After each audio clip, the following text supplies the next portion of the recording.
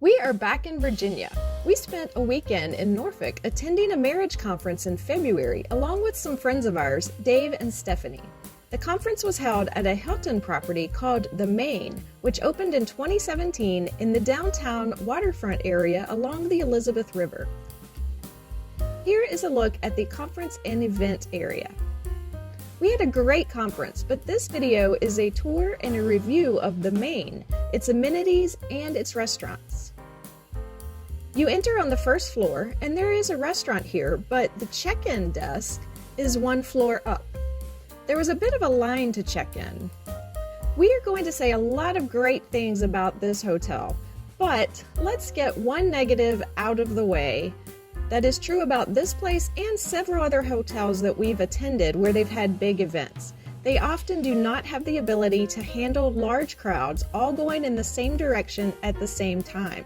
If a conference is being held in a hotel, most everyone arrives on the same day and usually around the same time. Everyone has to get to the sessions at the same time, and then when the session is done, most everyone wants to go up to their room to freshen up at the same time.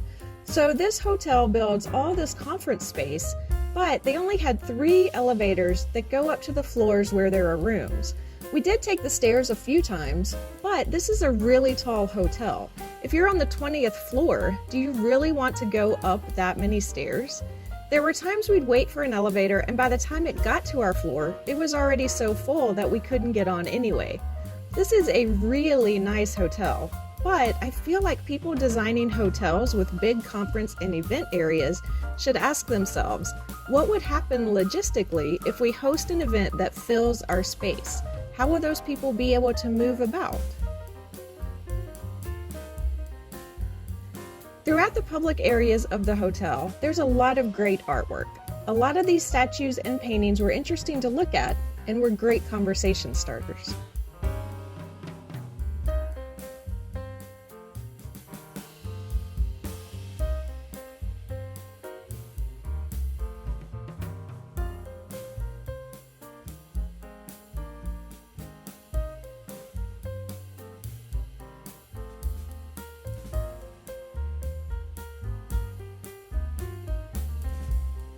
It's time for a tour of our room. We'll start with the bathroom. The mirror had a backlit frame to provide optimal lighting as you gaze into your reflection.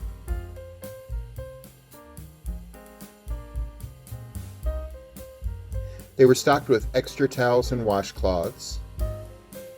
They have Crabtree and Evelyn brand soaps, shampoo, and lotions.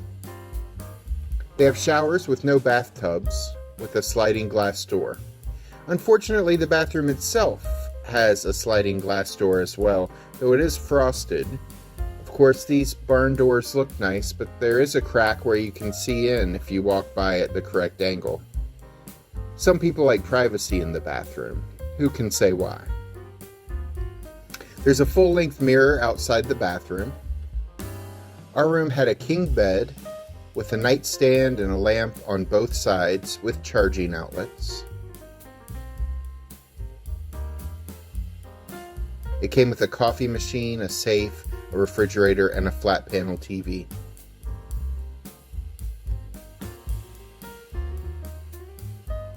One thing we really liked here was the security afforded by the elevators.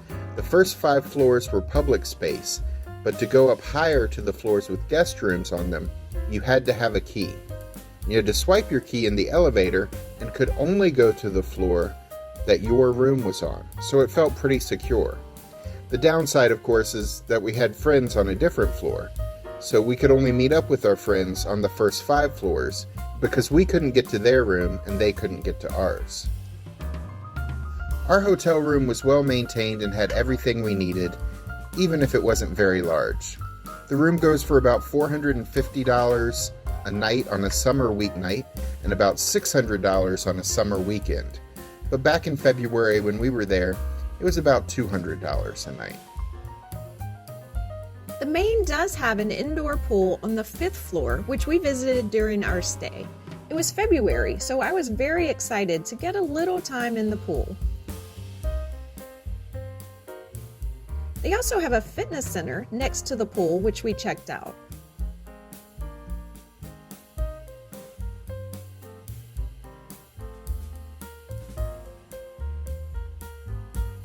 There's a game room near the pool and fitness center, though it was closed during our visit. On the roof of the 5th floor is a rooftop bar called Green. We went there our first night for dinner. This is the indoor dining area.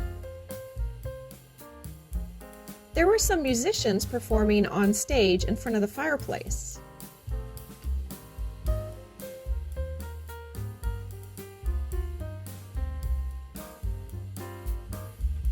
There is also an outdoor area up there as well. There were some people hanging out outside in February, but I imagine it's much more popular in the warmer months. Jack ordered a peanut butter porter that he liked well enough to finish. There was a full bar with lots of local breweries represented. We ordered a spinach, crab, and artichoke dip for the table for $17 and a barbecue wings appetizer for $13. Members of our party ordered the tuna poke bowl for $17. A couple people got burgers with fries for $15. And then there was this salmon dish, which I don't even see on the online menu anymore, so who knows how much that one cost. The food here was so good that we actually ate here again for brunch on the last day after the marriage conference wrapped up. It was a brunch buffet that's held every Saturday and Sunday from 9 a.m. to 3 p.m. The buffet is about $30 per person. The buffet had a lot of breakfast food and seafood options to choose from. It was a very enjoyable meal and a great way to end our weekend at the Main.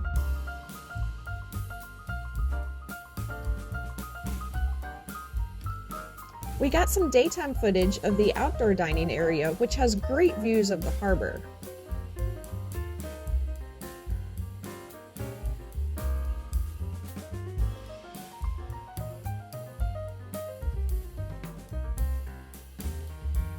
The hotel has a couple of other restaurants too.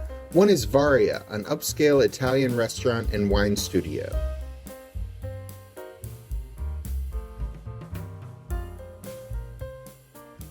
Here's a look at their menu. You can pause it to check out the details.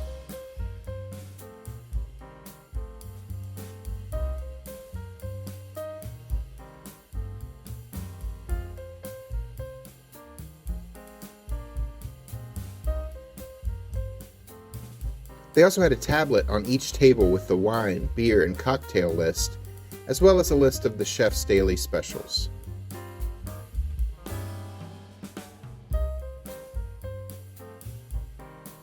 Drinks were ordered, and bread service was delivered to the table. I ordered chicken parmesan, which is one of the best chicken parms I've ever had, for $26. Someone else at our table ordered spaghetti and meatball, like one meatball singular, but it was a huge meatball, for $25. Then a couple people, one of whom was named Alice, ordered the salmon piccata. Salmon perfectly cooked with tomato, capers, pasta, and lemon butter for $30 each. The food here was great, and we were all stuffed when we walked away from this meal. The restaurant was gorgeous with lovely decor and a piano being played at one end of the restaurant, though we were too far away from the piano to be able to hear it well. One thing I loved is they have a bookcase that opens up into a large private dining room that you can book for events. I don't have any events planned in the near future, but seeing this place made me want to plan one so I can book this private room with a speakeasy vibe.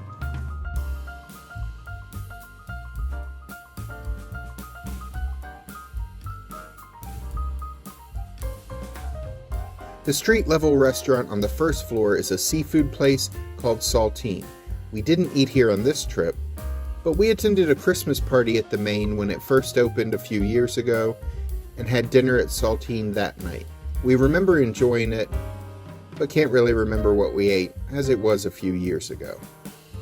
They have a mermaid's tail hanging on the wall in the entrance to Saltine, as the mermaid is Norfolk's mascot.